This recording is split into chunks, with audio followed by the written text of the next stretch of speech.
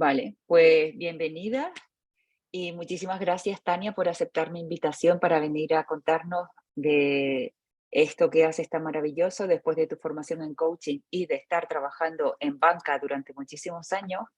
Tania es una experta en, en temas financieros, en economía personal, y entonces ella luego se formó como coach en INCAE y aplica las herramientas del coaching a su mentoring financiero y es para lo que yo la he invitado a que nos hable, cómo ella aplica las herramientas del coaching en su mentoring financiero. Entonces, muchísimas gracias por aceptar la invitación y todo el tiempo para ti, Tani. Bueno, buenos días. Yo encantada de estar acá y de compartirles un poquito del tema del mentoring financiero y de lo que hago. Eh, Me encantaría, eh, la charla creo que no es muy larga para que podamos tener una conversación en este tema y poder escuchar sus preguntas o comentarios al respecto. Bueno, les voy a contar primero un poquito de mí. Yo estudié originalmente publicidad y mercadeo. Siempre digo que estudié publicidad eh, porque me encantaba el insight de las personas a la hora de tomar decisiones y cómo poder ayudarles. Y eso, de hecho, me hizo creer que tenía que estudiar psicología estudiando publicidad, pero luego al final decidí que era mercadeo. Claro, no conocía el coaching, no entendía todavía que existía una posibilidad de entender esa parte diferente de las personas. Y entonces entré al mundo de la publicidad y el mercadeo y eso me llevó a la banca. Entré en el mundo de la banca en el 2005, trabajé en una transnacional, en un banco canadiense por muchísimos años. Y estando en banca, aprendí muchísimas cosas. Yo siempre digo que la banca es una universidad, un instituto completamente aparte, pero me tocó entrando relativamente, porque empecé en el 2005 y no sé si ustedes recuerdan que 2008-2009 fue la crisis financiera mundial debido a la burbuja eh, inmobiliaria en los Estados Unidos. Y esa crisis me dejó muchos aprendizajes porque me estaban dando en ese momento la gerencia de productos de ahorro e inversión. Y ahí empecé a ver una disonancia que existía dentro de la organización y era que la gente que estaba asesorando a otros que venían en crisis no eran los mejores referentes en el manejo de su propio dinero. Entonces dije, aquí hay un tema de que mi relación con el dinero, mis finanzas personales, nada tiene que ver con lo que yo le puedo aconsejar a alguien que está sentado. Entonces, es como cuando un médico tal vez dice tiene que comer saludablemente y él no lo hace. Algo parecido. Imagínense que entonces empecé a ver y dije, quiero asumir educación financiera. Claro, pensar en educación financiera en el 2008-2009 con la crisis, cuando la gente lo que estaba tratando era de sobrevivir y salir adelante, fue un poco complicado tratar de venderlo en el banco y decir, voy a empezar a hacer cosas.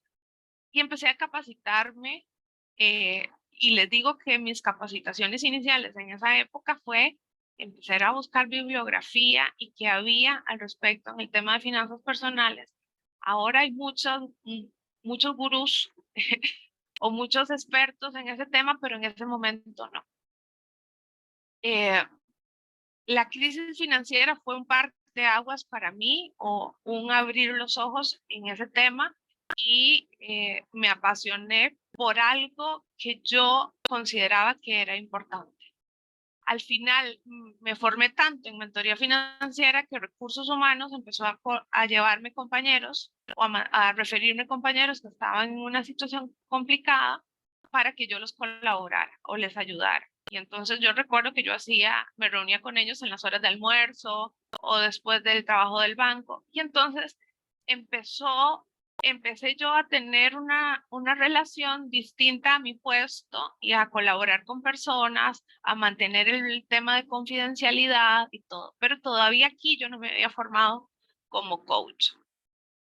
Después de esto, me hago la chairman del Comité de Avance de la Mujer y y de equidad de género, empiezo a apoyar a hacer iniciativas internas dentro de la organización para que las mujeres pudiéramos crecer y avanzar. Y recuerdo que ese 2014 hice un taller que fue como, ok, Tania, la vida te está llevando a un lugar distinto y me parece que el coaching es tu camino. En ese momento yo ya había escuchado el coaching, me fui a INCAE, me certifiqué como coach en el 2015 y a partir del 2017 me independicé y trabajo en Costa Rica, desde Costa Rica, haciendo coaching ejecutivo y mentoría financiera. Mi propósito de vida es potenciar lo mejor en otras personas y en este momento lo hago a través del coaching, que es de lo que bueno, yo sé que ustedes también lo son, pero es algo que me apasiona, que lo tengo en mis venas, que Virginia fue mi coach en el proceso de certificación, entonces le tengo un cariño muy especial. Adicional, doy mentoría financiera, pero más que todo en talleres. Ahora mi tiempo, mi agenda está tan llena que ya tener clientes de mentoría uno a uno se me complica y entonces descubrí que la forma de impactar más gente es dando talleres de educación financiera, que lo doy en organizaciones y formo mentores aquí en Costa Rica dentro de las mismas empresas para que acompañen a colaboradores dentro de su organización. Adicional, el año pasado me convertí en mamá de una hija que esperé 6 años y lo hice a través de la adopción. Y entonces mi propósito de vida claramente no solamente es potenciar lo mejor en otras personas a través del coaching y mis talleres, sino ahora a través de mi rol como mamá. Bueno, hablemos un poquito de mentoring financiero. Entonces, antes de entrar al tema del mentoring, explicarles cuál es mi definición de mentoring financiero, quiero hacerles una pequeña introducción. La crisis del 2008 o 2009, como les comentaba antes, que fue la crisis que, digamos, nuestra generación puede recordar más fuerte, porque fueron 2 años completos y absolutos de recesión. Yo que trabajé en banca, recuerdo los bancos cerrando sus líneas de crédito, no prestando para no quedarse sin fluidez, porque la gente llegaba a sacar el dinero. Entonces hubo intentos de corrida bancaria, que es cuando la gente va desesperada a sacar el dinero para por lo menos tener su dinero de forma física. Entonces, esta crisis que la gente no lo vio venir, era una crisis que nosotros no podíamos controlar. Nosotros no podíamos controlar lo que estaba pasando a nivel de la crisis financiera, de lo que estaba pasando con la burbuja inmobiliaria en Estados Unidos.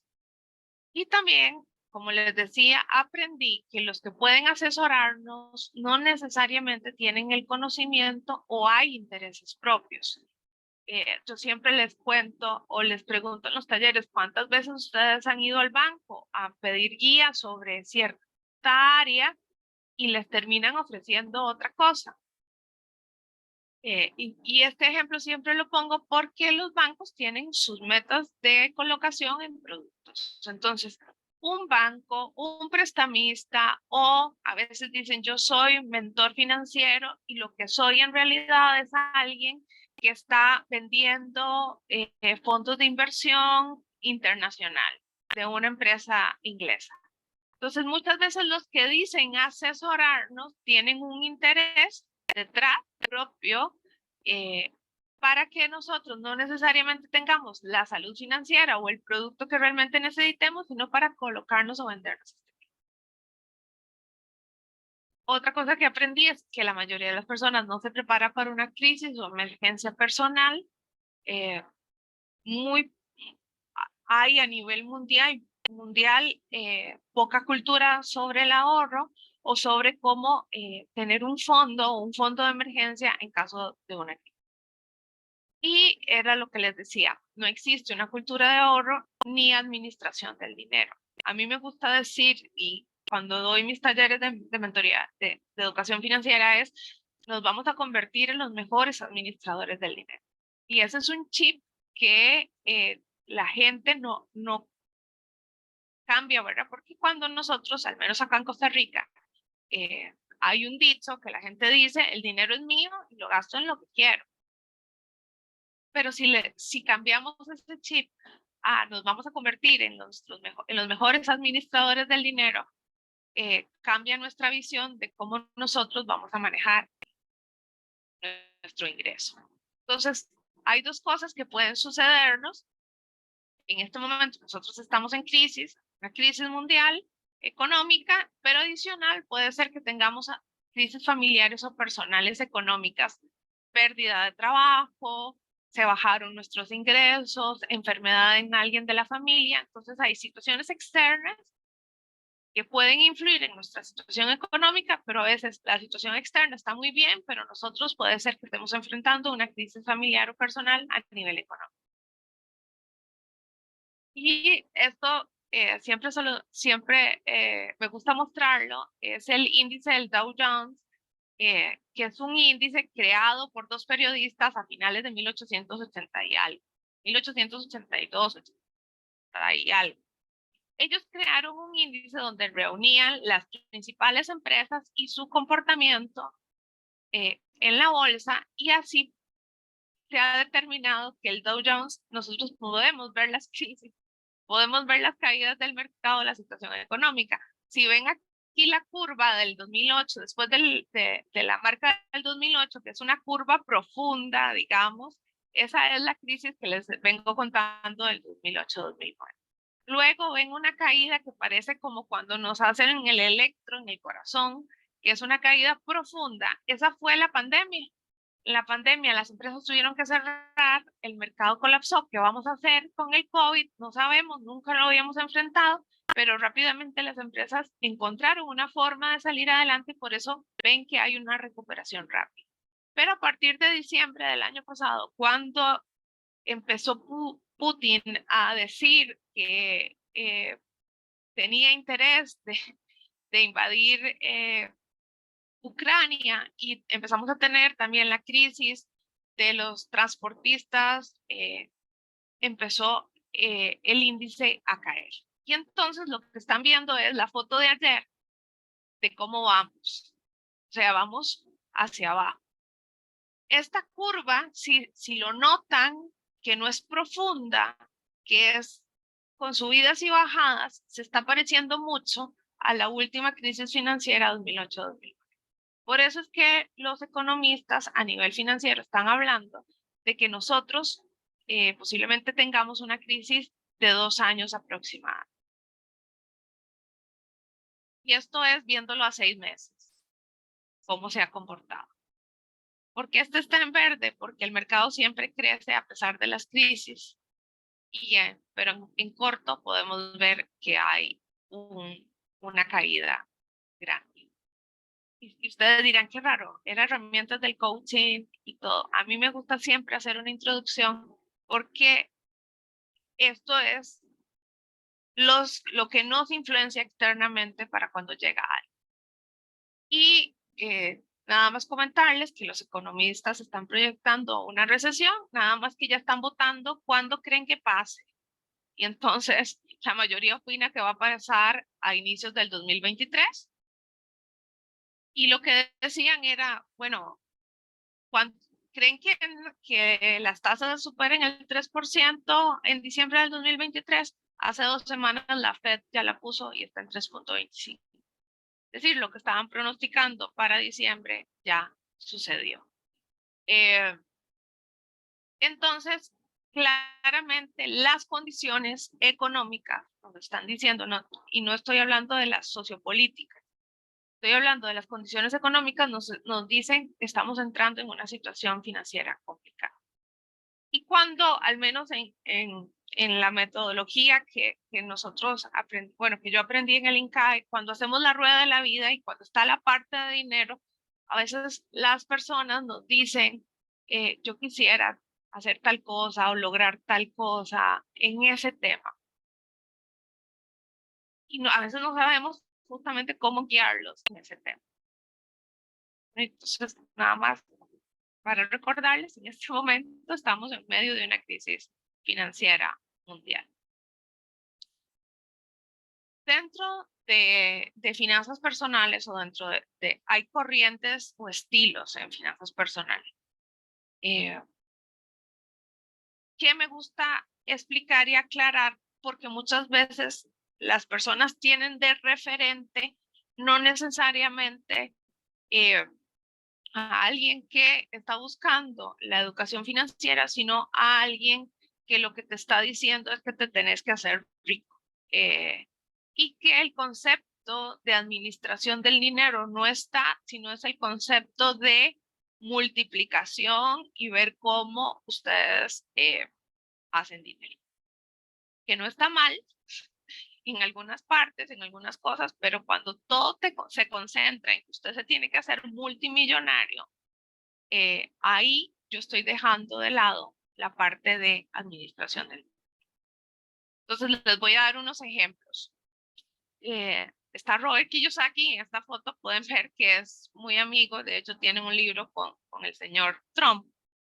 Y básicamente su enfoque es no paguen impuestos, hagan dinero, enfóquense en tener ingresos pasivos, que son los ingresos pasivos es el ingreso que yo recibo sin tener que trabajar, porque ya monté un esquema.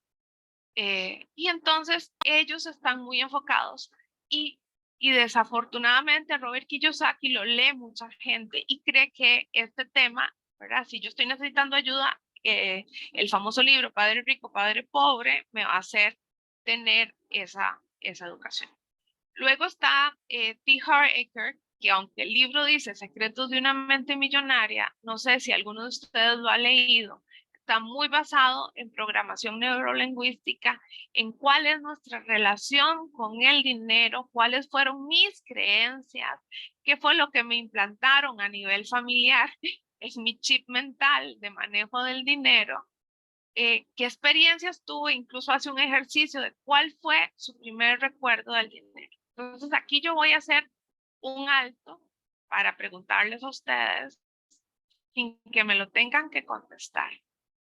¿Cuál fue o cuál es su primer recuerdo relacionado al dinero?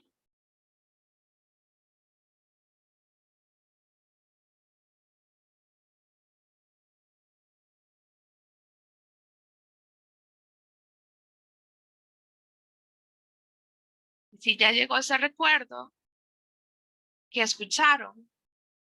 ¿Qué vieron? ¿Qué sintieron? ¿Por qué esto es muy importante? Porque nosotros muchas veces generamos alguna creencia relativa al dinero, una creencia que nosotros desde el coaching podemos llamar creencia limitante.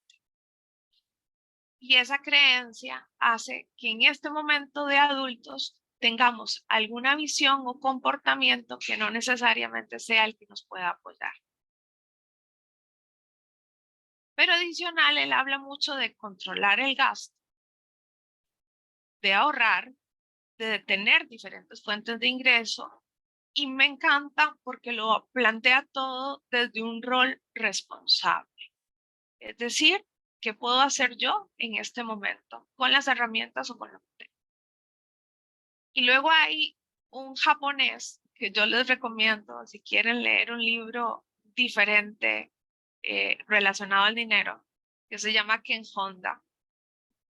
Ken Honda, de hecho, dice que él empieza este camino del libro entrevistando al japonés más multimillonario que hay.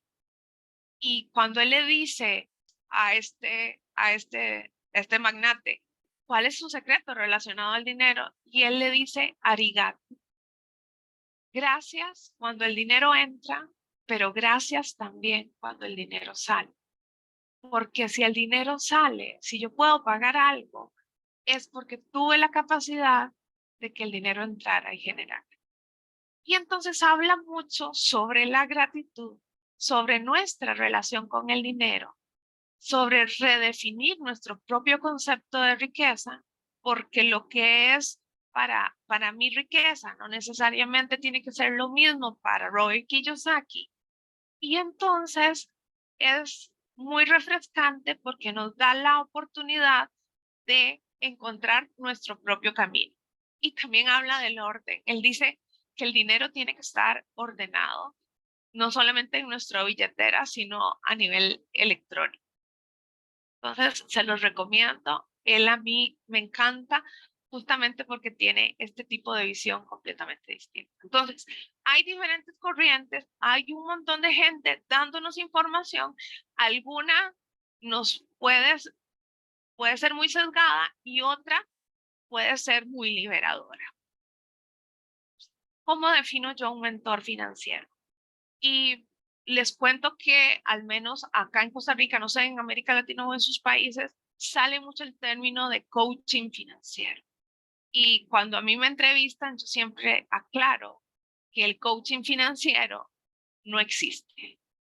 Porque en el coaching nosotros no influimos en las decisiones de nuestros clientes, somos colaboradores, pero no llegamos y aconsejamos. En cambio, el mentor financiero sí se tiene que sentar y decir, estoy viendo esto en tu presupuesto, ¿qué pasaría si haces estos recortes acá?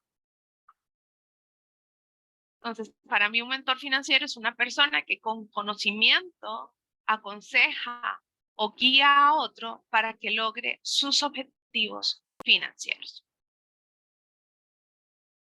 ¿Qué he establecido yo? Yo establezco no solamente una relación profesional de confianza y confidencialidad, y en todo momento yo siempre hago el acuerdo, que ahora vamos a ver las competencias, pero yo al inicio de hacer una sesión de mentoring financiero establezco un acuerdo. No hay temas que yo he trabajado en coaching, creo que más sensibles que los temas que veo a nivel financiero. El tema financiero es un tema tabú, está considerado un tema tabú. La gente prefiere hablar de su vida íntima que de su relación con el dinero, de su vida financiera. Entrar aquí o que alguien te abra ese espacio para compartirte requiere establecer mucha confianza con esta persona y asegurarle que va a ser un proceso de máxima confidencialidad, porque a veces incluso hablarlo es un tema muy sensible. Siempre hay que establecer un tiempo limitado, delimitado. No podemos pensar que vamos a ser mentores de alguien por el resto de su vida a nivel financiero. Entonces, yo planteo siempre un contrato, un tiempo delimitado y horarios establecidos, que usualmente son 1 hora para cada sesión, quedan con tarea, se reúnen a las 2 semanas, 3 semanas, si ya lo lograron, y lo hacemos cíclico.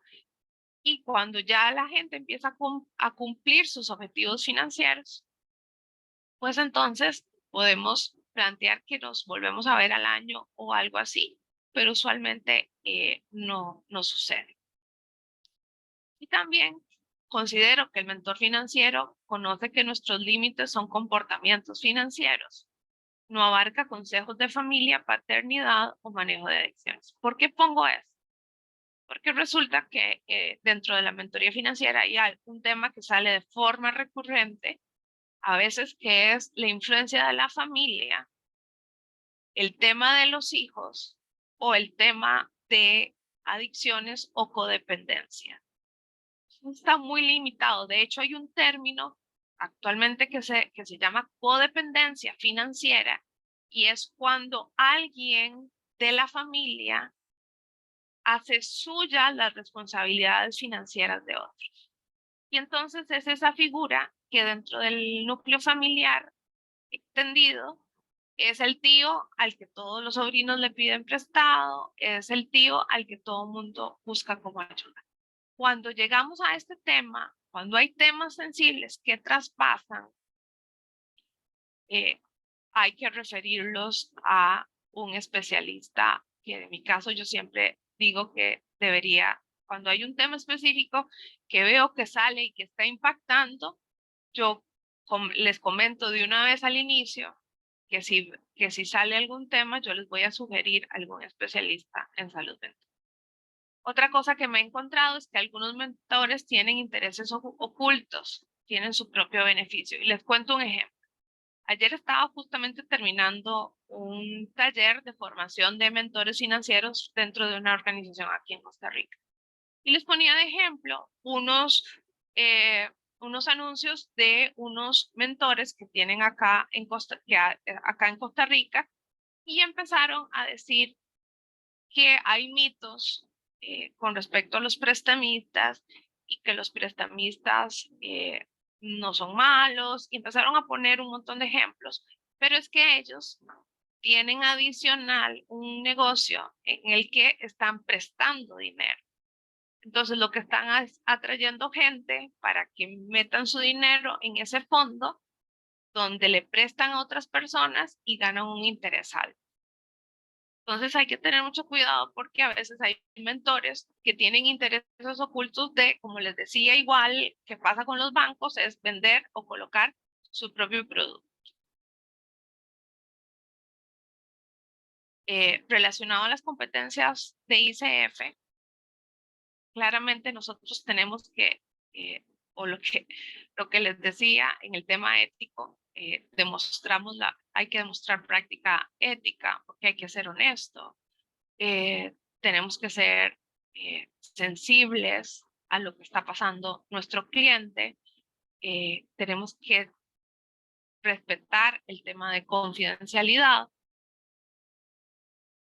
Como les decía, yo antes de iniciar una mentoría siempre hago un contrato basado en este tema, donde establezco y mantengo acuerdos.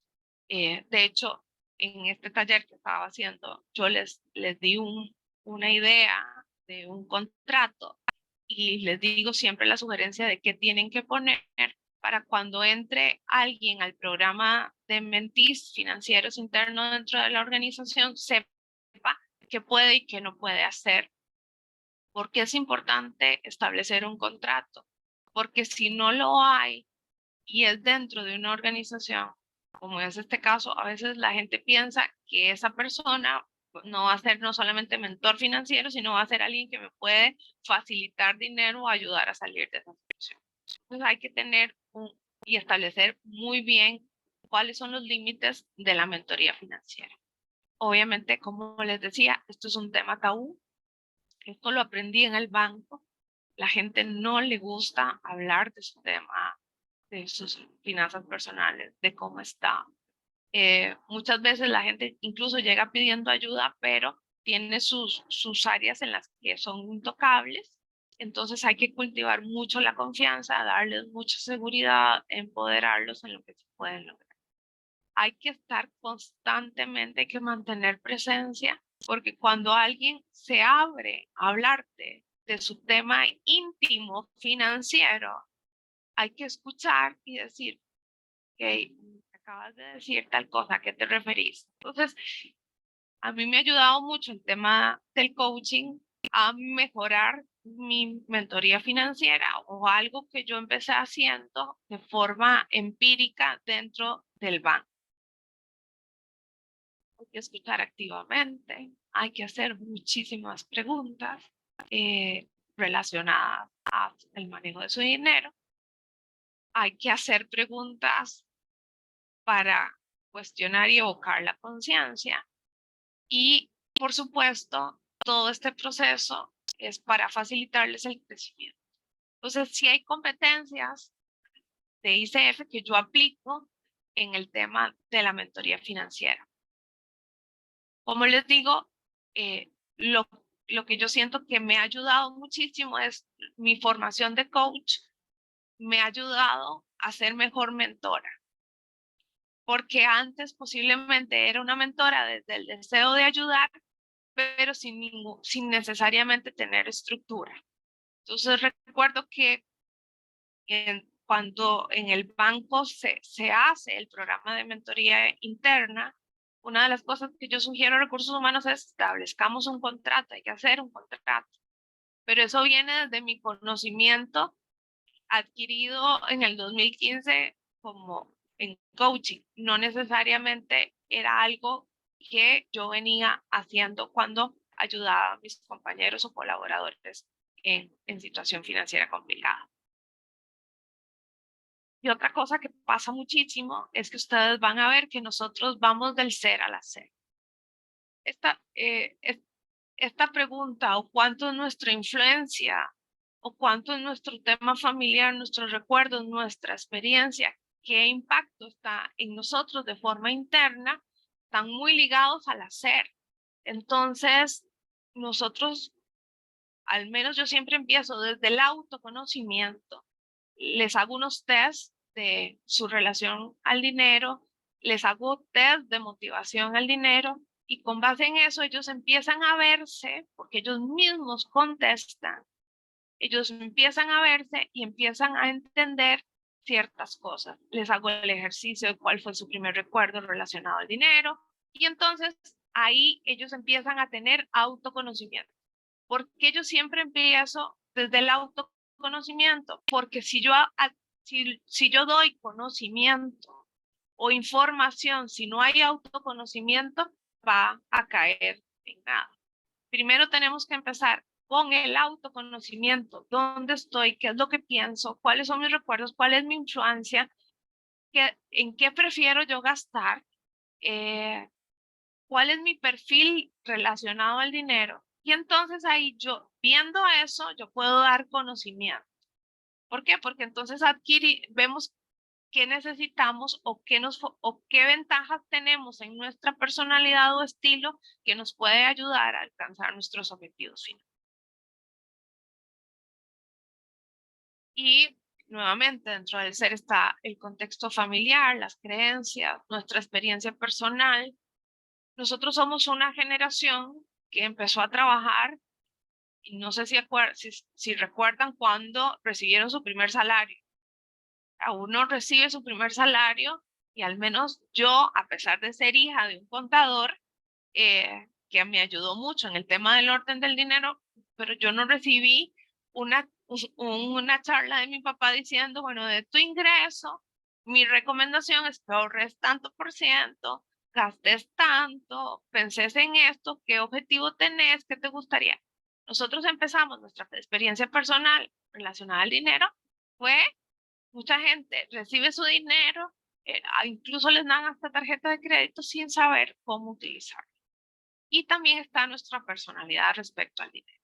Todos nosotros tenemos un perfil específico relacionado.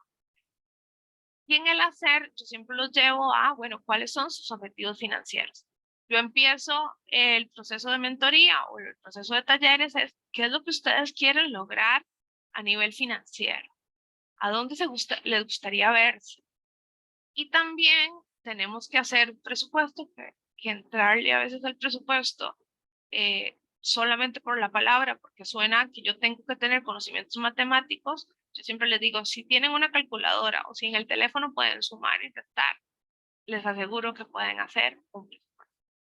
Luego hay que hacer un presupuesto ajustado, hay que hacer un mapa de deudas, que es un documento donde yo visualizo todas las deudas para después de eso poder hacer un plan para cómo bajar el nivel de endeudamiento. Y aquí ya entra mucho mentoría o temas técnicos, porque el nivel de endeudamiento ideal de una persona no debe superar el 30%. Es decir, el 30% de nuestros ingresos no debería irse a pagar préstamos. Pero la realidad, al menos acá en Costa Rica, es que muchas personas tienen la mitad de su salario o más comprometido con pagos específicos de deuda. Entonces, siempre hay que ayudarlos a hacer un plan específico para salir de deuda. Y dependiendo de los objetivos financieros, hay que ayudarlos a hacer más cosas. Y esto es como un iceberg. De hecho, lo tengo impreso por acá.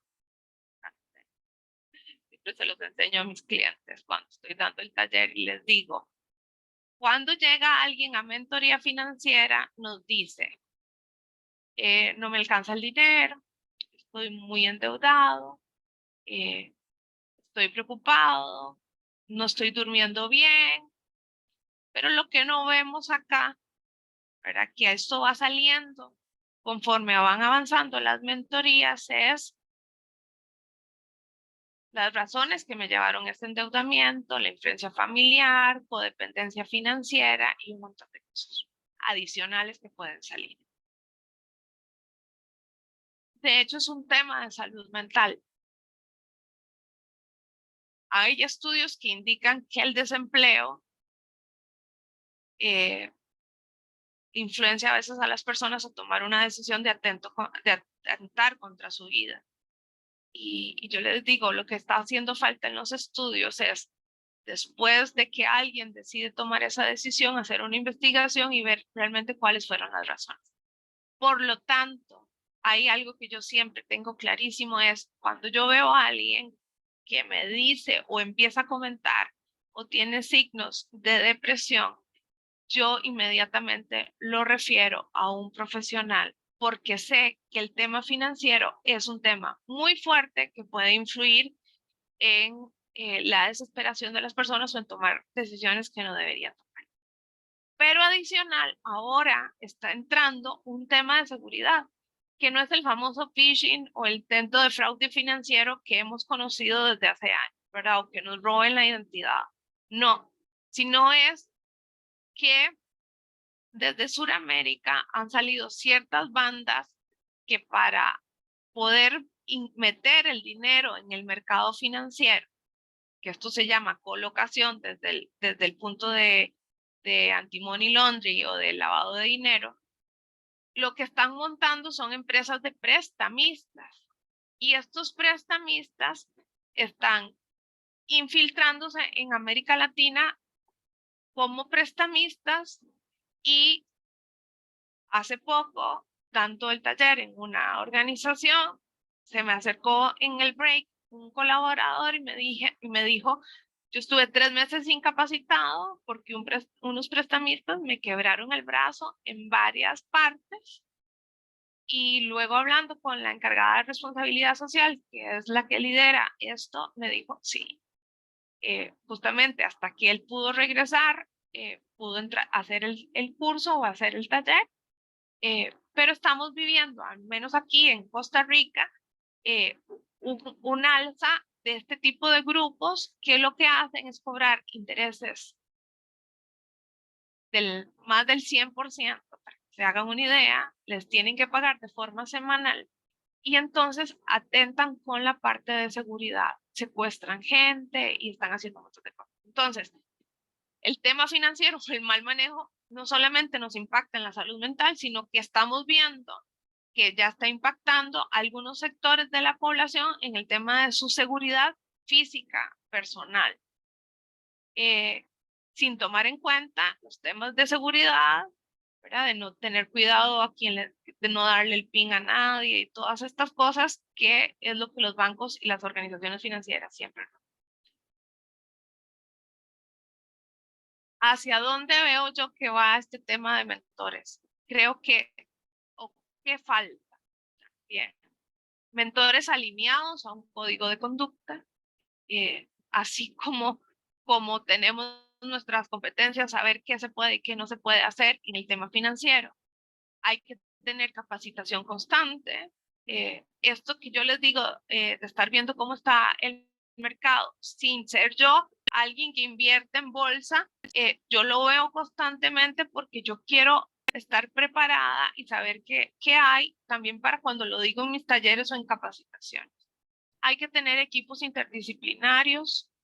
Por ejemplo, en esta organización que está sucediendo esto debido al perfil laboral de gran parte de sus colaboradores, junto con responsabilidad social, estamos haciendo ahora una capacitación o un taller específico para alertarles de todas estas situaciones complicadas que hay. Hay un psicólogo que responsabilidad social tiene a disposición para ellos y el área de seguridad les está dando capacitaciones de qué hacer en caso de que reciban este tipo de amenazas. Hay que tener equipos interdisciplinarios, ¿verdad? Nuestra labor como mentor es una cosa, pero hay que saber en qué momento tenemos que referir a otras áreas. Para mí es muy importante que un mentor tenga conocimientos de coaching, porque si no, pues se puede violentar la confidencialidad o romper acuerdos, que al final la gente no siente que lo está rompiendo porque no sabe que es necesario hacer un acuerdo. Entonces, considero que debería haber mentores en esta área con conocimientos de coaching. Y lo más importante es que el mentor no tiene que tener un interés oculto.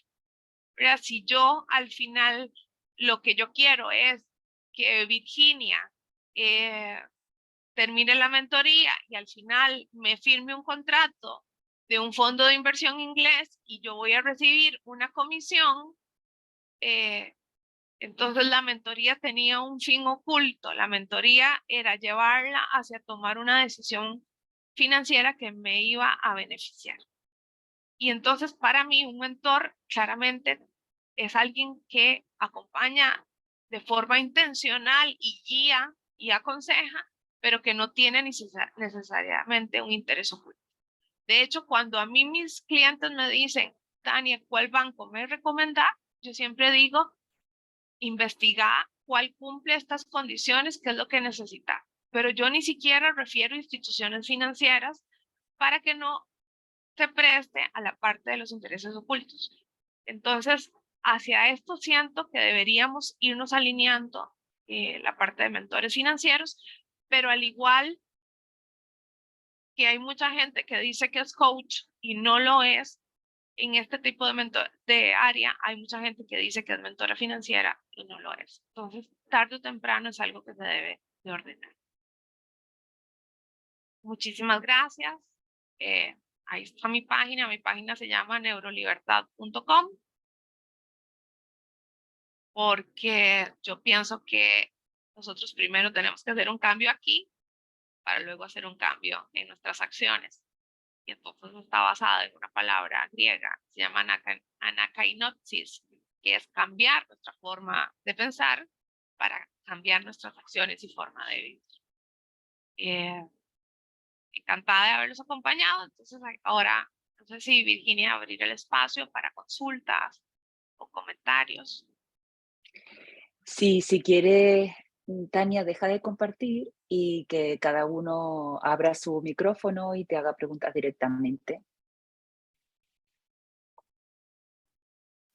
A mí me ha parecido súper interesante lo que nos has contado y los libros que has recomendado. ¿El Happy Money está en Y el español? que no, y el que no. Sí, mi dinero feliz, sí, está. El que no, ¿verdad? Hay uno que no recomiendo. O sea, si quieren Sí, que es entrar el que para más tener su que es el más criterio, claro. el que más se conoce, el de Kiyosaki, ¿no? El de la rueda de la rata y no, él tiene un juego, el juego del dinero se llama, o el juego de no sé qué. Perdón, yo quisiera hacer una pregunta, Tania. Claro. Marta Lucía Torres desde Colombia. Hola. Yo soy economista y siempre me ha gustado la parte de finanzas personales, inclusive he dictado algunos talleres, pero tengo una inquietud. Usted decía que el coaching financiero no existe porque no influencia en las decisiones, pero el mentor en sí. Pero luego, cuando habla de como las características que tiene que tener un mentor, es conocimientos de coaching. Entonces ahí me pierdo un poquito.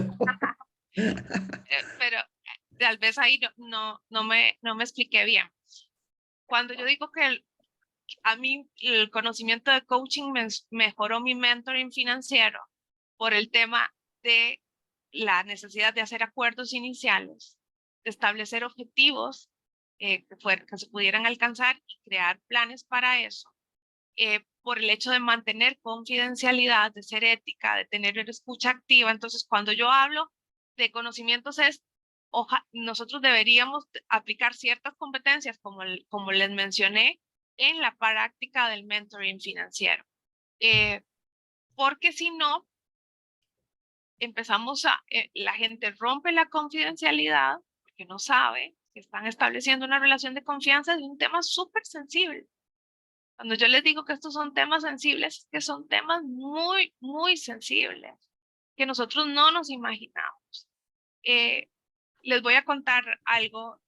Yo terminé ayer la capacitación que les decía en una organización acá en Costa Rica, y los retomamos los talleres después de la pandemia de forma presencial, y ellos empezaron el tema de mentores internos dentro de la organización, porque el año pasado un colaborador se quitó la vida. Ujú. Entonces impactó tanto a la organización que la organización dijo, nosotros lo que queríamos hacer antes de la pandemia, que no lo hicimos y lo tuvimos por la pandemia, lo tenemos que reactivar ya. Entonces esto es un tema muy sensible, por eso yo digo que hay que tener competencias, porque si no nos volvemos vendedores. Y se los digo con conocimiento, porque veo constantemente gente con intereses ocultos, y este que les ponía el ejemplo de los fondos de inversiones ingleses es súper común. O sea, yo te puedo asesorar financieramente, pero mi objetivo es colocar o vender un producto específico que me va a generar. Entonces, a eso me refería. No sé si te quedó claro. Sí, sí, ya me quedó claro. Es Ok, esencial la parte de confidencialidad y la parte de tener mucho cuidado porque el tema del dinero es algo muy delicado. muy Es algo delicado, delicado, sí. pero también sensible. La Pero sí, genera sí. emociones. Yo he tenido gente que llora la primera sesión amargamente. Entonces hay que practicar mucho empatía, escucha activa, porque estos son temas sensibles. Muy, solo una persona que es muy, que ella ha roto la confidencialidad porque es una influencer aquí en Costa Rica, entonces cuando hace entrevistas y le preguntan quién es tu mentora financiera, me lleva y me entrevista y todo. Solo a ella la he tenido que me ha buscado para estar bien, no porque estaba en una situación de crisis. Usualmente buscamos al mentor o buscamos ya ayuda en el momento en que nos sentimos ahogados. Ya. Bueno, gracias. Tania, Sí, un saludo desde México. Muy, muy interesante tu presentación. Un par de preguntas. ¿Tu taller cuánto dura? ¿Y es un solo taller o esto es un inicio y es un programa de varios talleres hasta crear una conciencia financiera? Y segunda pregunta o siguiente pregunta es, ¿cuáles son los desenlaces o las consecuencias más comunes de alguien que vive tu metodología? bueno, muchas gracias. ¿A qué te referías? ¿Al taller Al de taller, educación, al taller de educación financiera o el de formación de mentores? No, el de taller de formación financiera. De formación de mentores. No, el primero, perdón. Ah, bueno, ese taller ahora lo doy en un taller intensivo, que es un taller de 4 horas. Originalmente era un taller de 8 horas. Con la pandemia, muchas empresas lo tuvo que dar virtual. Y entonces me decía, Tania, no sé cómo, pero no puedo tener a alguien 8 horas en un taller, pues me va a volver loco. Ahora, además de que todos sabemos que nuestros clientes aumentaron su nivel de reuniones, entonces, puedes dar lo mismo más resumido. Entonces hago un taller que es de 4 horas. Ese taller se llama Las claves de las finanzas personales. Y le puse así porque voy por claves. Autoconocimiento, primera clave, como les decía.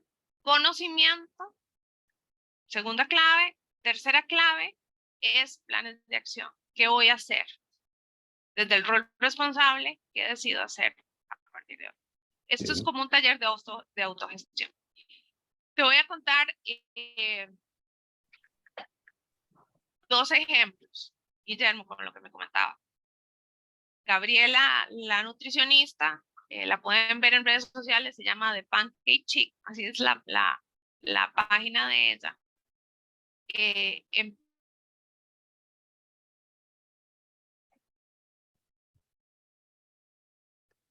Perdimos comunicación, ¿verdad?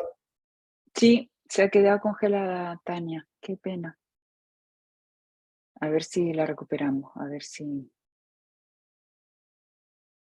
¿Tenemos sus datos aquí a través de ustedes, de Acto? Sí, de todas maneras voy a poner su teléfono y su correo aquí en el Aquí chat en y el así chat. pueden, sí, su correo electrónico mejor. Y su página era www.neurolibertad.com. Sí, Sí, se nos fue. definitivamente, ¿verdad? Muy buen tema, felicidades. Yo me tengo que separar, tengo una reunión a las 9, pero ahí la voy a visitar en su página. Muchas gracias, Vale, Acto, por la invitación a esta plática extraordinaria. gracias. Aquí Felicidades. les pongo su correo electrónico. ¿Lo ven? Sí, ya lo Sí. vi. Vale. Bueno, pues muchísimas gracias por haber venido. Yo voy a esperar a ver si Tania vuelve a unirse. Pues todos los meses, los terceros miércoles de mes, tenemos a algún invitado que nos viene a hacer una charla relacionada con el mundo del coaching, cómo utilizar. Son coaches normalmente o formadores de coaches y nos vienen a contar su experiencia, lo que más conoce. Me está llamando por teléfono. Dime, Tania. Es que estoy en una conferencia, pero ya casi se va a acabar. Bueno, pues entonces nada, nos despedimos. Te estaban diciendo por aquí que muchísimas gracias. Sí. ¿Ustedes oyen a Tania? No. No. No. Espérate un momento, me voy a quitar los auriculares a ver si ellos te escuchan. Un momento.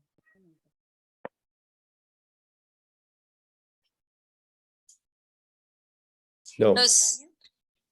Hola, hola, ¿me escuchan? Sí. Ahora te escuchan, venga. Bueno, disculpen, un error técnico, se me fue el internet de mi casa. Quería terminarle de comentar a Guillermo. Bueno, esto es así, Gabriela es un caso de éxito porque ella montó, basado en su conocimiento, un negocio que le es sumamente rentable y está sumamente contenta. Pero ella no está en una situación crítica. El caso que te voy a contar, si era una situación crítica, fue un señor que recibió el taller conectado a su teléfono en plena pandemia. Es un señor de una de las empresas con la que colaboro. Él es mesero de una cadena de repostería muy famosa acá en Costa Rica. Él en ese momento tenía una deuda bastante grande para su ingreso. En Costa Rica nosotros tenemos una moneda específica que es colones. Para que se hagan una idea, el tipo de cambio en este momento está 640 el colón versus el dólar, y él tenía una deuda de 14 millones de colones. Él dice, yo no sabía cómo salir, ya tenía embargos en su ingreso. Y esta es una persona que hace el taller y solito empieza a aplicar todas las fórmulas, empieza a aplicarlo todo, y este año fue a dar el testimonio al inicio de uno de los talleres para contar que había logrado cancelar las deudas, que estaba empezando a ahorrar y que su comportamiento era completamente distinto. De hecho, la organización le está mandando compañeros a él para que lo aconseje. Él todavía no ha recibido el taller de formación de mentores, pero él ya está colaborando con compañeros para ayudarlos a salir de eso. Entonces, cuando alguien realmente toma la acción desde el ser, desde que entendí qué era, cuáles eran mis mis pensamientos o creencias que estaban accionándome distinto, cambio el chip, empiezo a hacer las cosas diferentes, los resultados son exitosos. Pero como les digo siempre, y ocurre igual que con el coaching, aquí el que logra las cosas no somos nosotros, sino es en este caso el mentee o las personas que reciben el taller, si se lo proponen. Ujú. Qué bonito, Tania, muchísimas Muchas gracias. gracias, Parece Tania. increíble, ¿verdad? Que un cambio de creencias nos lleve a unos cambios tan espectaculares y eso lo vemos todos los días en el coaching. ¿Alcanzo a hacerle una pregunta a Tania? Muchísimas gracias. Espera, Tania, que te hacen otra pregunta, disculpa. Ok. Soy María Isabel Velasco de Cali, Colombia, y mi pregunta es, ¿qué tan aconsejable puede ser esta educación financiera a estudiantes que están saliendo de la universidad y que aún no están recibiendo dinero? ¿Cómo se podría ganar terreno allí? ¿La escuchaste, Tania? No la escuché, ¿me la traducís? Sí, ella lo que pregunta es para la gente que todavía está terminando la universidad, pero que todavía no gana dinero. ¿Cuánto de efectivo es que tengan este tipo de talleres, que reciban este tipo de talleres? Sumamente efectivo, porque nosotros, alguien que está en el colegio ya tiene una creencia o una relación con el dinero basado en su experiencia familiar y en lo que ha visto y escuchado. Entonces es darles, yo siempre les digo, cuando veo jovencitos en mis talleres y les digo, ¿cuántos años tiene? 22. Y yo les digo, yo hubiera deseado recibir esta información a mis 18 o 20 años. Estás en el momento ideal para recibir la información. Bueno, pues muchísimas Ok. gracias, Tania. Ahora Bueno. sí, es tiempo de cerrar. Les he dado tu correo electrónico y se han quedado con tu página web, o sea que seguramente recibas alguna llamada o algún correo. Muchísimas gracias y yo les convoco para el siguiente miércoles de noviembre, que también tenemos otro invitado que nos va a hablar de algo relacionado con el coaching. Posiblemente de liderazgo femenino, pero todavía no lo tengo claro. Bueno, Gracias. gracias, Tania. Gracias, Tania y Enhorabuena. Virginia. Adiós. Bye. Si alguna Gracias. tiene algún tema que compartir, también me puede escribir a mí a través de Acto y dejarnos su recomendación. ¿Vale? Ok, gracias. Gracias. Gracias, Virginia. Gracias, Tania. Un abrazo a cada una. Gracias.